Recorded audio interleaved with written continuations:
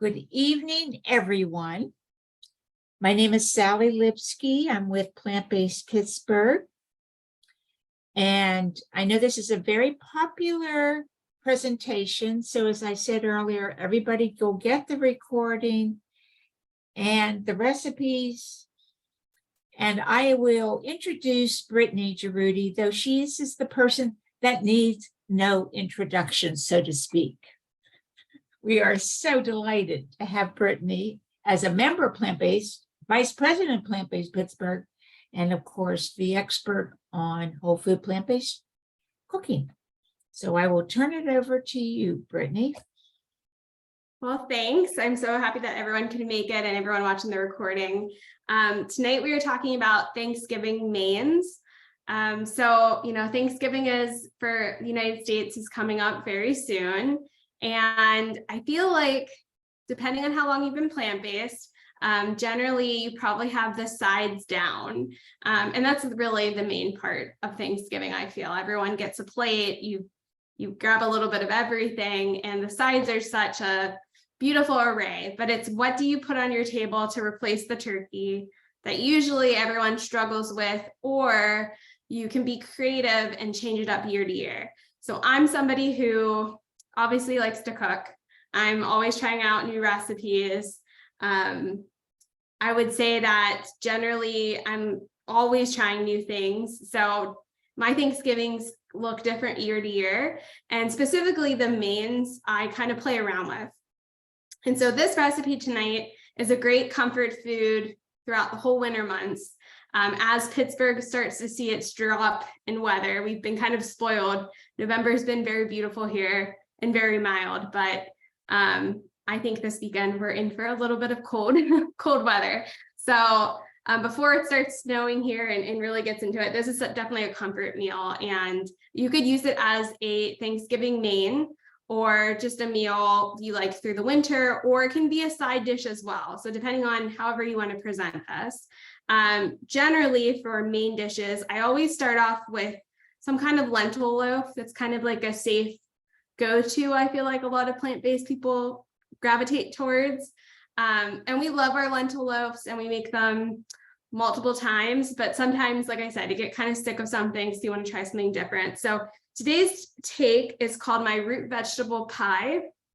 This recipe came out last spring in my membership, which I have a private membership where I kind of released all the recipes I'm working on currently.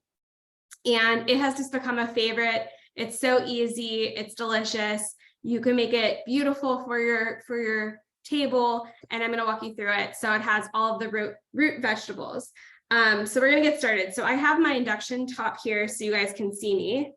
So I'm just going to hit it on high, and then we're going to saute some carrots, parsnips, and red onions. And this is really, we're going to kind of make all of our layers of our root vegetable pie. So this is just chopped up onion, parsnips, and carrots. Really easy. This is like, and I also love cooking that's easy and simple. This is literally like one of the hardest steps. So it's chopping everything. So you guys know it's simple. So I like to saute it in a pan. I also have done it where I've just roasted the vegetables kind of a little bit chunkier in the oven. That works fine as well. If you don't have time to kind of babysit this for like 15 minutes, you can just pop it in the oven and cook everything until it's fork tender. Really easy. So I'm going to cook this in vegetable broth because I don't use oil. So I have 1 cup of vegetable broth that's SOS free. And that's just to help our pan not stick, everything to be coated through. So I'm just going to make sure all the vegetables have a nice coating of vegetable broth. And really this part is kind of waiting until your carrots are fork tender. So this is just a little bit of a waiting game, and we're going to kind of talk about some of the next steps and about Thanksgiving, but it couldn't be really easier than just chopping everything up and throwing it in the pan. And again, if you're kind of, if you don't have time to stand around your kitchen and do it this way, I've done it where I've just popped it into the oven on parchment paper and roasted them that way. That works great. All right, so these are gonna cook. We're just cooking them until they're fork tender. I'm gonna throw the lid on it though, just to kind of help it out. And then while you're doing this part, what you can do is you're gonna go and you're gonna cook some Yukon Gold potatoes and some sweet potatoes. So I've already done that because I didn't want you guys to sit here and watch me do that part. But I literally took some Yukon Golds and some sweet potatoes and cooked them until they were fork tender, drained the water, and then I just kind of mashed them up because we're gonna make a mashed potato topping to it. So again, you could have a couple things going, get your potatoes all ready. This is just Yukon Golds and sweet potatoes with the water drained and mashed. There's nothing in there yet. That's the next step. So you can do that. And then another step too is we're going to make kind of a gravy to go on top of it. So multiple things going. I'm definitely a multitasker. I get asked often, like, you know, a lot of you guys know that I teach full time. And then I do all the stuff with our membership and our Facebook group and all the stuff. And really it's just, for me, it's fine, like multitasking. So another thing too, while you're cooking the potatoes, is you can rehydrate some dried mushrooms. Now, I love using dried mushrooms for gravies because it adds a more potent flavor. It's a stronger flavor than using fresh mushrooms. In a pinch, you definitely can use fresh mushrooms. Something that the pandemic has taught me, and something I teach every single person that does our recipes, is you should tweak it for what your family likes and what you have. I know during the pandemic, there was a time where I wasn't grocery shopping all the time. And so it's just like having that mindset of, and I think too, it's a teaching thing, you know, growth mindset is something like you get drilled into just being flexible. And it's the same with cooking, is that if you have fresh mushrooms and you want to saute them until they're cooked, you could use that. If you have dried mushrooms, they have a little bit more of a stronger flavor for the gravy, which I think is good. And you can use any different kind of dried mushrooms or fresh mushrooms. So you can play around with it. I've used baby bellas. We've done shiitake. I've done white button mushrooms. It just, you know, whatever you like. I find, especially for the seasons that are a little bit more special, like Christmas or Thanksgiving, you know, I like to grab like 2 different types of mushrooms to be fancy, but again, you could use whatever you have. So again, this is just hot water, and then it was dried mushrooms, and I just let it sit while I'm doing everything else. You could do this while you chop your vegetables. You could do this while you cook everything. And then it's going to make them really kind of rehydrate and come back to life and be soft. Okay. So this is literally just water and mushrooms sitting here. And you guys will get all of the measurements tomorrow. But it's really easy. Usually for the membership, when I make recipes, I try to use similar amounts so that it's so easy that, you know, you don't even have to think about it sometimes. You can have the whole recipe memorized. But this was half a cup of dried mushrooms soaked in a cup of water. Okay, we're going to add this to our high-speed blender carefully. The whole thing goes in, which again is really nice. So you don't have to, you know, worry about anything. I'm going to peek on my carrots, just give it a nice little toss. You can start to smell the onions. Now for this, I always use purple onions, but you could use white or yellow onions. Again, whatever you have will work. I always try to find, I got in the habit of buying purple or red onions because they have the biggest health impact. And so after reading How Not to Die from Dr. Greger, it's just gotten a habit that like 99% of the time when a recipe calls for a mushroom or I'm making a mushroom, it's the red ones, just because I'm in a habit of doing that. But you could use whatever your family likes. If you have people that aren't like crazy onion fans, using something that's a little bit more milder, like white. And again, for Thanksgiving, I always think about who's coming over. You know, I love sweet potatoes, but my husband does not. So, you know, if I was going to make this for Thanksgiving, you know, I just might use all Yukon Gold potatoes. If I was going to make this for myself, it might be all sweet potatoes. Or even I'll show you at a certain point, you can kind of divvy up and make 1/2 of it sweet potatoes. You can kind of figure it out what the family likes. So that's really easy to make it customizable. But again, you guys have to do what your family likes at home. All right, in here, it's just the water and the mushrooms. I'm just gonna put a little bit of white miso paste. You guys know that I use this as my salt substitute. It doesn't have the same effects on your blood pressure and on your cardiovascular system as table salt does. And so a little bit goes a long way. And I find that, you know, especially around the holidays with your families and people that aren't plant-based that are coming over, this is something I don't always use white miso in even some of my recipes. I've got to the point now where, you know, I can leave it out and it's not a big deal. But if you have family members that are missing that saltiness, I really suggest using it. And again, I always tell people to get white miso because it's a little bit milder. You could use red or something else, but I just always buy the white one and it usually lasts me forever. I just finished up our last batch before this and I had it since we moved in, and that was like 5 to 6 months. So it takes me a long time making recipes all the time to get through a tub of it. It lasts here forever because you're only using a little bit. This is just a teaspoon. And again, it's just going to give it a little bit of flavor. And then I have 2 tablespoons of tomato paste, which is awesome because again, it's going to give it a little bit of flavor. It's going to add a little bit of acidity to it. But also, if you in a pinch, if you can't find tomato paste, you could use ketchup or barbecue sauce or something else like that. So again, you kind of are thinking, you know, we're planning on now that it's coming up to Thanksgiving when we go grocery shopping, but if you get home and you realize you don't have something, you can make it work.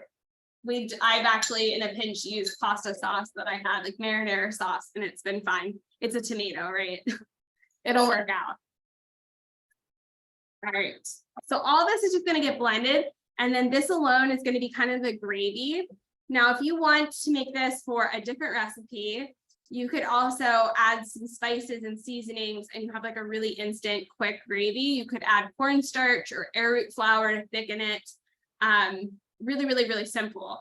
You could add garlic and different flavors as well, but this is going to go over top everything that we're going to already make flavorful, so it can be kind of mild as is. I always get asked too what Vitamix I have. I have the Ascent series, which I've loved. It has the food processor adapter, and yeah, it's like one of my go-to things that I don't think I could cook without it. All right, I'm just giving this a toss because it's simmering. You don't want everything doesn't have to be super soft, but at least, you know, helping it out on its way, because we are going to bake this, but you don't want someone to bite into like a piece of parsnip that isn't fully cooked, right? All right, blend this guy up.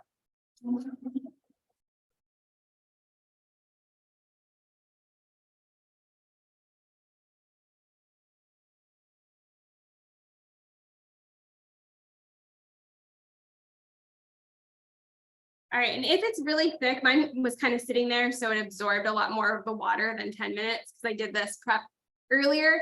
You can always add a little bit of extra water and just, you know, to the consistency that we're looking for. But if you do it as the directions and wait just 10 minutes, it's perfect. You won't need to add more water.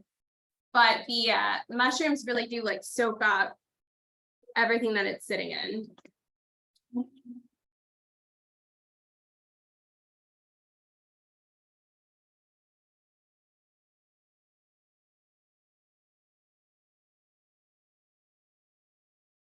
All right, looks perfect. So now we have like a really quick gravy that took like no time at all. I love this, and I am not a mushroom fan. If you guys have been following me a long time, you'll know that I have like this trying to love mushroom thing that I've been doing for a while, and I've got a couple recipes that I can tolerate. Same with my husband. We both equally aren't mushroom fans. So there have been some things that we have loved because mushrooms are so great for you. They're so awesome to, you know, keep cancer away and everything else. So I do make it an effort to try to get them in weekly. I would love to say daily, but I'm still working on that. But I think, you know, a couple times a week is a good spot, especially since I came from never ever wanting a mushroom ever. So I'm just gonna check on this one more time. All right, this looks like it's getting there. Again, this is just carrots, parsnips, onions, and the vegetable broth. There's nothing else in there yet. Super easy. So we have our gravy. I'm gonna actually use a little bit more water. I want it to be a little bit thinner. It's gonna go over. All right, that looks really great. All right, and then in here, this is our mashed potato mixture. So I have the Yukon Golds and the sweet potatoes that I just mashed down. Okay, and then, you know, you could just make mashed potatoes here. When I make our mashed potatoes at home, I just use a plant milk, a little bit of miso, and then you could add any of the seasonings you want. If you wanted a little bit more garlicky, you could add minced garlic or garlic powder or onion. Usually just plant milk and miso are like the bare minimum for plain mashed potatoes, but I really love just like, it's so easy, so simple. So again, this is just the mashed potato and sweet potato. I left the skins on. If I was doing this for people that aren't plant-based, I would maybe take the skins off of the sweet potatoes because, you know, you might get like a little piece of a skin whenever you're going into it. But for me, like, I don't care, and I love the extra fiber. So, I mean, it's less work too. I kept it in there. So about 1/4 of a cup of plant milk goes in. And then again, a little bit of miso, and that's it for the mashed potato part. And you just want to make sure that you really mix in the miso. You definitely do not want to get like a bite of miso full. So I just mix it in. If your pan is still hot, it works great. I did this about an hour ago, so mine's not quite hot anymore, but it still will mix in pretty well.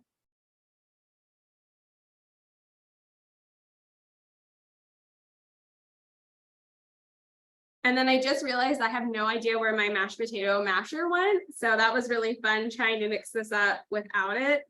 I think one of the joys still of like, you know, we moved over the summer, but I still don't know where I put half stuff. Still finding out boxes that I stuck things when we were moving.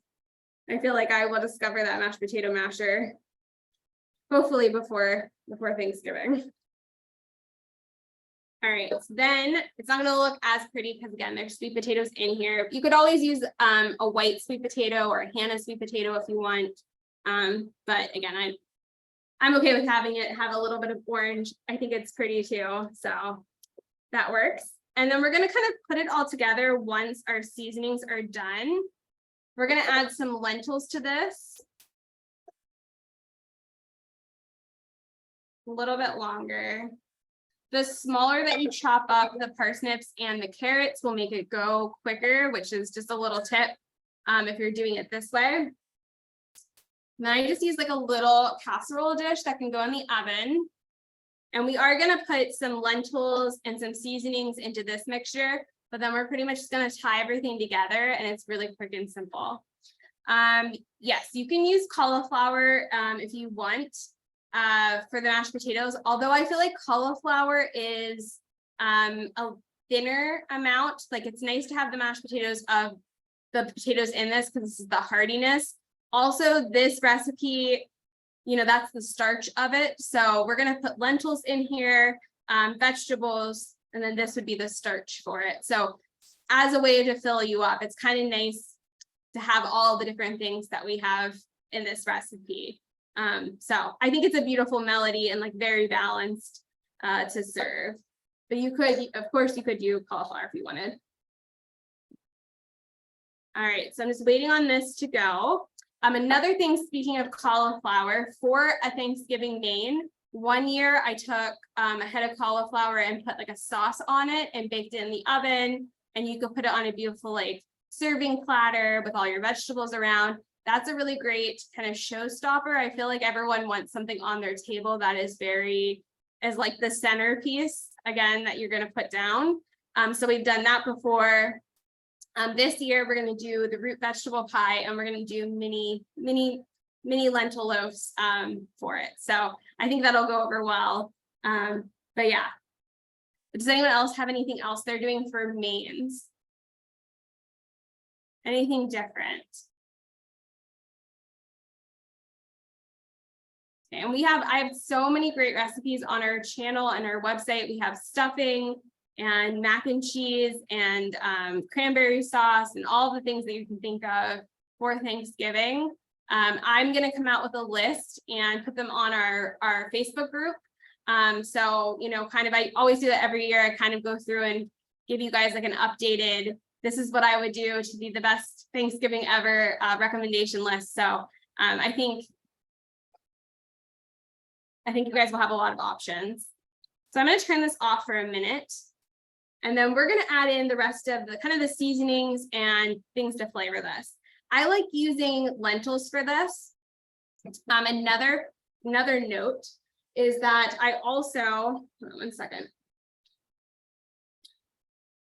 I also like to use the aqua fabula from the canned lentils or cooked lentils. I feel like it adds a little bit of extra flavor to this. So I have that over here.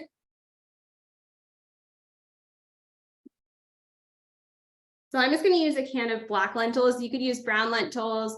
You could use green lentils, you know, anything but red. Red kind of disintegrates when you cook it. So the whole thing goes in. And again, it's going to kind of help with the gravy part of it too, giving it some body. And these are really nice small lentils. These are no salt added that I found at the grocery store. And again, it's going to give that kind of protein, and you mix it in and it kind of already looks like gravy. I'll show you guys in a second. All right. And then from there, I'm going to add in our garlic powder and what I call Thanksgiving in a jar. So I just have some garlic powder here. And there's the one spice that I get every time it hits, I think September is when I start buying it, but it's Herbes de Provence. And literally I call it Thanksgiving in a jar. Every time I see this guy at Trader Joe's, it has the little spoon. I instantly go and buy like 5 of them to last me the year. It just smells like Thanksgiving. They sell it in other grocery stores, like Giant Eagle did have one as well, if you're from Pittsburgh or Ohio, where there's Giant Eagles. But again, it's just a blend. There's rosemary and thyme and different things like that. And you can find ones without lavender. I find that, you know, depending on the blend, the lavender can be kind of strong, but there are brands that don't have it in there. But this is what's going to give it that like Thanksgiving stuffing kind of flavor. And I can smell it already. It's a really nice blend. All right, I'm going to give that a nice toss in. All right, now from here, what we're going to do is we're going to kind of layer everything together. So I'm going to dump the mushroom gravy that I kind of have. Nancy asked, what about seitan? Is that considered plant-based? I personally don't eat seitan. It's vital wheat gluten. I know there's other plant-based people that do use seitan. I think it's just, yeah, it just depends on your preference. I find every seitan that I've had in the past bothers my stomach because it's such a concentrated amount of wheat protein, I feel, for me, that I just, yeah, avoid it. All right, so this is what the gravy turned out like. Very much just looks like gravy. I'll pour that in as well. And then depending on your dish, I've done this in, this is called a root vegetable pie because it was inspired by cottage pie, which is kind of a shepherd's pie from in the UK. But you could always put this like in a pie dish. And then I'm going to share with you how to top it, but it smells really, really good. And then this will thicken up too and give a little bit of body to whenever you go to use it. This is my always pan. No, this is, when I moved, I invested in 2 different brands of pans and I always get them confused. This is my Our Place pan. It's a non-stick ceramic pan. And then I also have the Always pan. And I got them in the same colors. So that's probably not great for me to remember what it is, but I really do like them. They work in induction, which is great. Grab a Don't burn myself. All right, and then depending on your pan, I've used this. I'm probably gonna grab a casserole dish. It's a little full.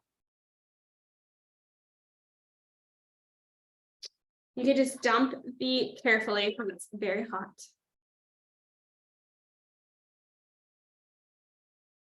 Not to get any on you.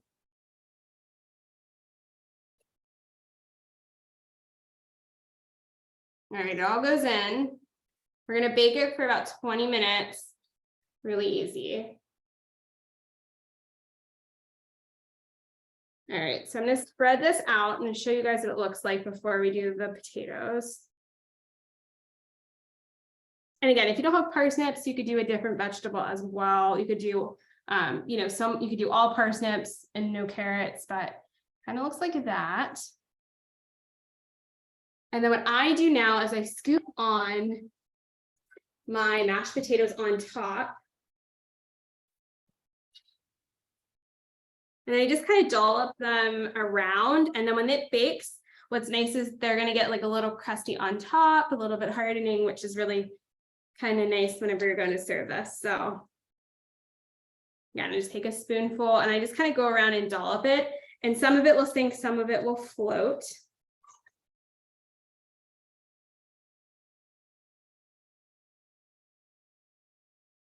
And you kind of just make a layer on top, and then it's going to go in and bake and become this like really beautiful root vegetable pie, or take on shepherd's pie. You just keep going around. And again, you could change this up. It doesn't have to have sweet potatoes. It can have all regular potatoes. You could do all sweet potatoes. We did this for Easter one year, and I used purple potatoes, and that was really pretty. Very different kind of spin on Easter. Because for here, Pittsburgh's still kind of cold when Easter happens. And then I like to add some chives on top. You could use dried or fresh whenever it comes out to serve. But again, and it ends up, when you bake it, it gets a nice browning on top and really nice. I find that you don't need to thicken it with cornstarch because we did the mushrooms, and the mushrooms kind of thicken it naturally. So I leave it out. Don't even need to add it in. If I was going to use the mushroom as, you know, a gravy that I wanted to later, I might play around with that. But to be honest, I don't really use cornstarch too much. I like when stuff's even easier. You don't even have to grab that. Okay, so this is going to go in the oven. Now this serves 4 to 6 people, but depending on like if it's a side, if it's a main, you can get away with a little bit more. But really, really easy and comforting. It doesn't have to be Thanksgiving for you to make it.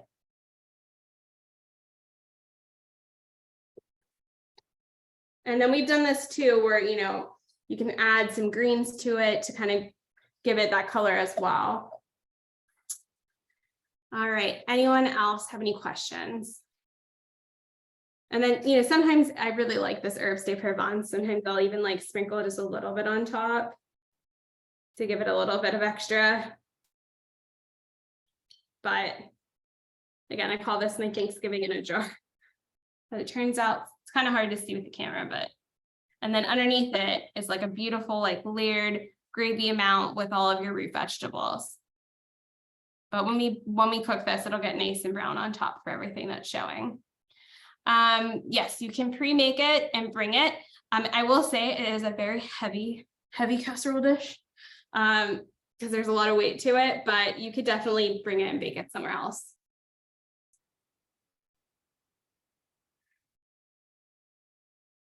Swap out.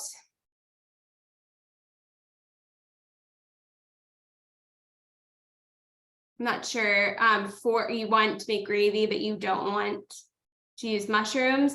I would give it a go. I'm going to tell you, I'm not a mushroom fan. I feel like I should be like the poster child for hating mushrooms, and you can't tell there's mushrooms in it. So just trust the process with the mushroom gravy. They're you know, even if you don't like mushrooms. I still think that using mushrooms has been the best way. I've tried different ones without mushrooms, and I think it's the body of the mushrooms and the umami flavor that really gives it something extra than like trying to do with vegetable broth on its own. I do recommend just sticking with that. All right, so anyone have any other questions about main dishes or anything? Yes, and mushrooms are on Dr. Furman's daily recommended list. So it's one of his G-bombs. But again, I still think like most people stress out about Thanksgiving, and to be honest, Thanksgiving should be like the whole food plant-based holy grail of events, because it's, you know, it's all about the sides, which I feel like we love it. And, you know, we make all the sides anyway, whenever you're making a meal. So I'm always a fan of Thanksgiving foods, a little bit of everything. The recipe goes in at 350 for 20 minutes, and I would put it on the lowest rack possible, because you don't want to, you know, you don't want to get the mashed potatoes too crispy. Just lightly browned. So lowest rack, 20 minutes. And then we always garnish with something green, and you can use dried or fresh. I have some fresh chives today that I just chopped up when it comes out. But it stores really well. It keeps really well. You can freeze it. You know, you can make different things ahead of time. So if you're running out of time, you could always cook up that main part that took a lot longer to get everything soft. Or again, you can just pop things into the oven and roast them. So it's like roast vegetables, so you don't have to sit and babysit it either. And then you could pull it out and add the lentils and do it that way. They're really simple. But I'm going to make a list. I'll try to do it this weekend for everyone in our Facebook group, the Drudy family, of all of our dozens and dozens and dozens of Thanksgiving recipes. There are so many at this point, because I've been doing this for a long time now. And then also we have a holiday cooking class coming up on December 17th as part of our membership. So we're making whole food plant-based cookies. I do it every year. It's so much fun.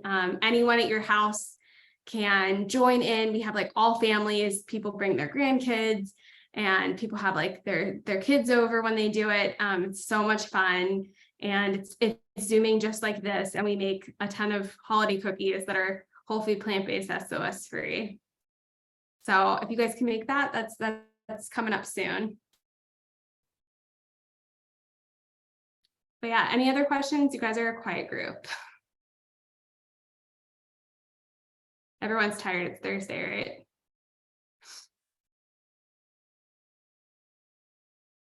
Eastern time, it's 1 p.m. Eastern. I try to pick a time that most places can make. But it's a Saturday too. For tomatoes, you mean tomatoes at all that you don't want? Like the tomato paste, Linda? Let me know what you mean about that. You could probably just leave it out. It would probably work.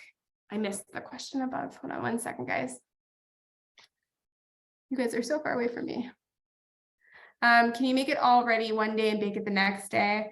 I would probably, Kim, just keep things separated. So you can make different parts of this. Like you can make the bottom layer with the gravy and then make the mashed potatoes the day before, so it doesn't kind of disintegrate into sitting in liquid. That's the only part I would. You can make it and freeze it. That would be fine. But I would probably make the mashed potatoes like the day you're going to bake it.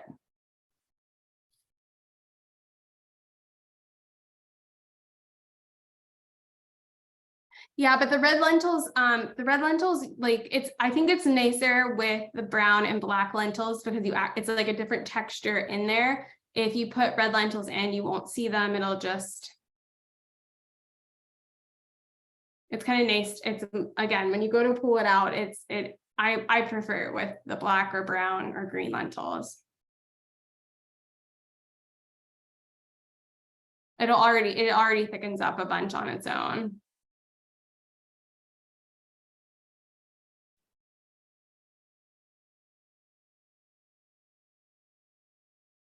Okay, any other questions? You guys are so quiet. I promise the holiday cooking class is not this quiet. So I like to keep for mashed potatoes, I generally don't roast them in the oven because I want them to keep that liquid in there. I find that most people probably boil potatoes when they're going to do that, or steam them of some sort. So again, because it's kind of like mashed potatoes, that's kind of why. December 17th at 1 p.m. Eastern, in the membership, it's included, is the cookie class. And I'm putting out 10 cookie recipes. We will not make all 10 during the class that you guys would be there for forever, but we'll make around 5 different cookies, which is still quite a good feat. And you guys don't have to cook all 5. You can watch or cook or whatever you're comfortable with. I always get questions on how the cooking classes are set up.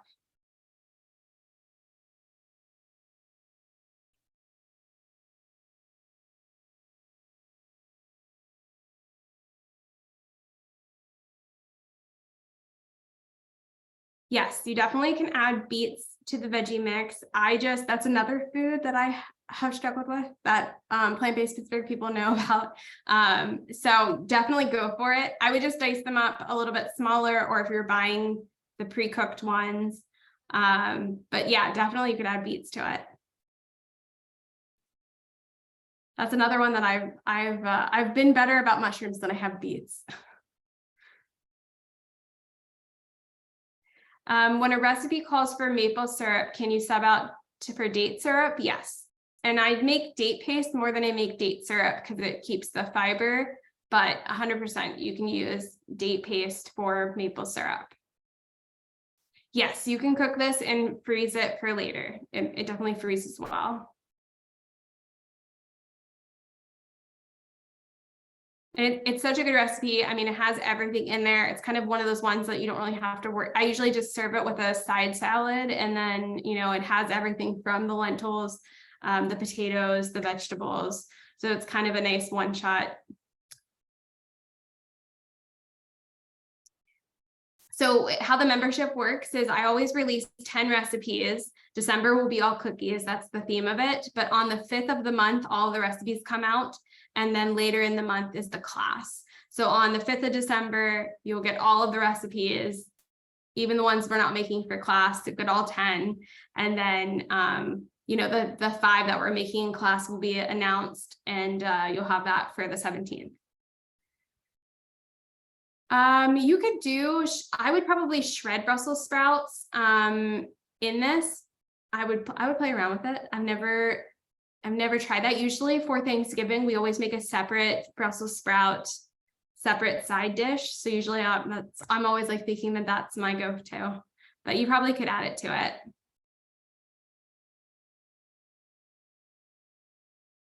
These are good questions.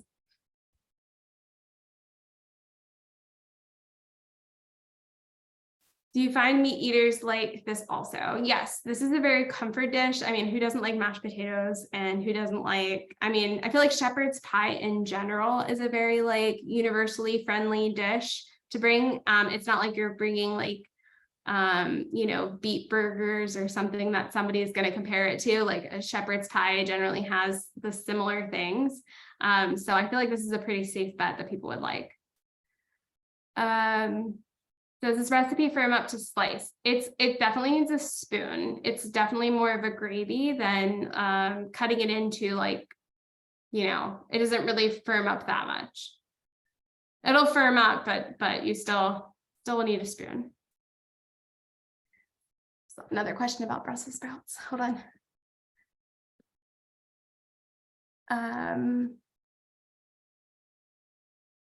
What could we swap for Brussels sprouts? I would just add it in addition. I would just keep the parsnips and everything else. It's a good dinner, Rebecca.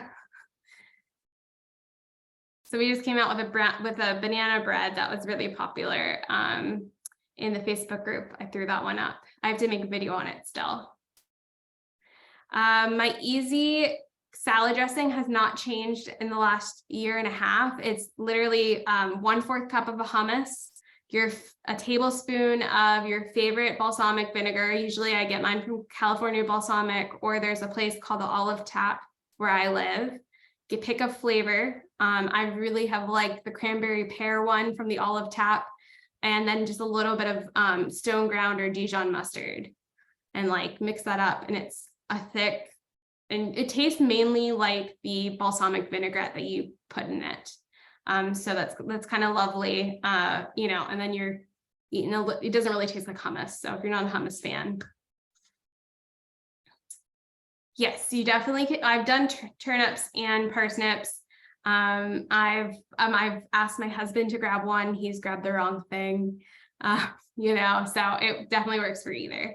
I would say about a teaspoon of mustard. Usually I just do like one little quick jab of it. You'll get to the point where you don't even have to measure. But I literally, that's like, yeah, I would say I just had that yesterday. So I haven't got sick of it. And then it just changes with the flavor. So in the summer, we make the same thing. And I use the Italian balsamic dressing from California Balsamics. And it's very like light and Italian-y. And then the cranberry pear has been a staple. I'm trying to think of different flavors that we've got. There's a fig one that we really like too. Do you blend? I just use a fork in a little dish, and it just like whisk it with a fork, because there's enough liquid that it becomes this nice creaminess. You don't even have to use anything with a blender or anything else. It's so easy. And then what's really nice is sometimes, you know, if depending on like when you get to the bottom of your last little bit of hummus dish, you know, you could just make the hummus, the dressing in there, then you don't even have to, you know, worry about grabbing a dish. I always tell my husband, leave me the scrapes, because I need that for my dressing. Yeah, cinnamon pear is really, really good from the Olive Tap in Murraysville. Yeah, it's great. And I do a lot of harvest salads this time of year with like shredded kale, you know, different things like that in there. I find that I really like.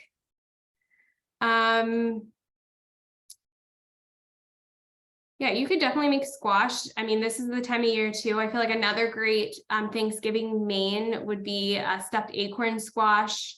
That's again kind of like a go-to, or stuffed butternut squash. I feel like you know, one of those years of being wholly plant-based for Thanksgiving, you probably have tried it or will try it. 1/4 cup of hummus. Yep, so it's really easy. It's 1/4 cup of hummus, 1 tablespoon of flavored balsamic, 1 teaspoon of mustard. And pretty much any mustard but yellow mustard is the way I would go.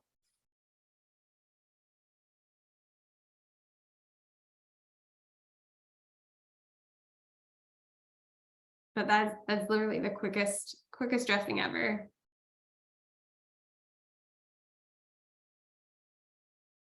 Well, thanks so much for hanging out with me. I'm happy to answer any questions that you guys have. Like I said, it really makes a beautiful comfort meal anytime that you want it. You can put it in different dishes. Like we just used the square casserole pan tonight. I've done it in a round dish. And it is very beautiful when it comes out of the oven as well. And sometimes what I do is, again, I'll split up the sweet potatoes and mashed potatoes, and I'll make little dollops of orange and white and kind of interchange them. Or I've done, you know, you could do all of one. Yeah, delicata squash is great too. Yeah. Yeah, it's the squash season right now. Enjoy all of the eating seasonal is great. I hate cilantro, so that is not, I'm not the person that's gonna ask. That is something that that's probably the one food that I'm never gonna even try to enjoy. I can't do it. I threw in the towel. So I'm definitely a chives person, or like rosemary, or, you know, thyme or something like that, but it would 100% never be cilantro. You could try it. Desserts, we like to do, I have these like mini pumpkin pies I really like to make. Sometimes we'll make like a bigger pumpkin pie. I've done, if you take our chocolate pudding recipe and make it into a pie, like a chocolate pudding pie, That's fantastic with a crust or without a crust, whatever you'd like. Trying to think of the other ones we've done. You know, we've done pumpkin bread, a loaf of pumpkin bread, something like that usually.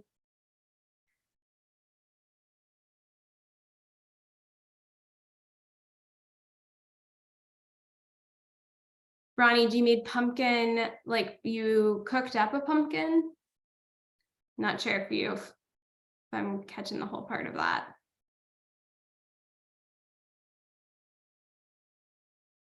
Yeah, I mean, yeah, all those pumpkins that are pumpkin pie pumpkins from Halloween, you can slice them up and eat them and have them, and you know, keep the pumpkin seeds and everything else. So lots of great stuff seasonally to have. And I've seen people even do stuffed pumpkins for Thanksgiving. So there's another thing you can stuff and would look beautiful on your table. So it just depends how creative and what's all the different routes. I feel like too is that people get so hung up on not having turkey, but literally you can be as creative as possible. You can make so many different dishes. I mean, the internet and how plant-based has kind of taken off now, and so many different recipes. It's much different than it was even when I went plant-based about 6 years ago.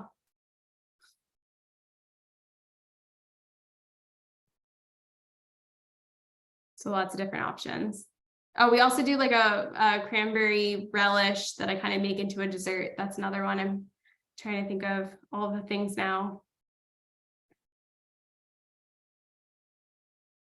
But to be honest, like the showstopper is just all the sides. Like I'm, you know, always excited to get stuffing and mashed potatoes and the Brussels sprouts that we make and all of it that, you know, I find that at the end of the night, like just having even like the mini pumpkin pies are like perfect enough.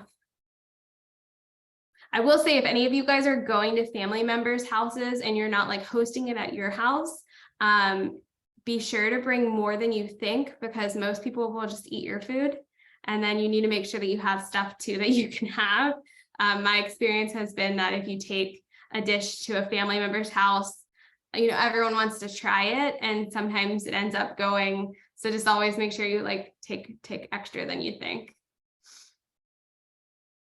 I like to cook it. I like to cook it to kind of pop the cranberries and kind of also to kind of cook down. I've done it with apples and pears before as well, which is kind of a nice difference than just straight cranberries.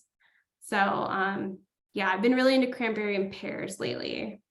Like ripe pears and cranberries have been really good. I actually made some yesterday just to have.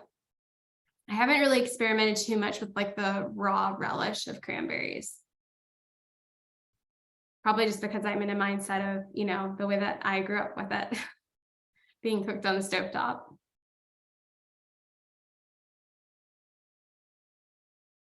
But yeah, but if anyone needs any advice or anything, I mean, Thanksgiving does not have to go, you don't have to go at it alone. I feel like the first couple Thanksgivings are a little bit of a speed bump, but you know, I'm such a foodie and love cooking and love food, and Thanksgiving has always been my favorite holiday.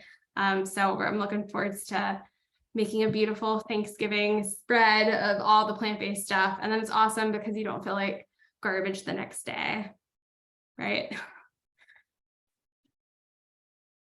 Thank you. This is really inspiring, Brittany. I'm going to make your root vegetable casserole. And just to repeat, you will be inundated with recipes. I'll send you a bunch tomorrow, and you can go on the Plant-Based Pittsburgh website for more. And then Brittany has tons. So this has been very inspiring.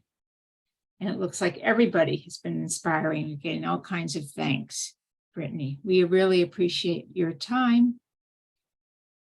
Yep, it was so fun hanging out with you guys, and yeah, don't be afraid to like try things, swap things for the stuff you already have. It's you know, you can be as creative as you want in the kitchen always. Yes. Okay, with that, then I guess we'll conclude, say goodbye, sign off. Oh, and next month Joyce is on here somewhere, but we're going to do a holiday dessert. And you'll see it in my email, but I also am putting together some holiday desserts, and Joyce Valori is going to do that. She's somewhere. I saw her pop up, but we will do that in December. This was great. Bye-bye. Hey, guys.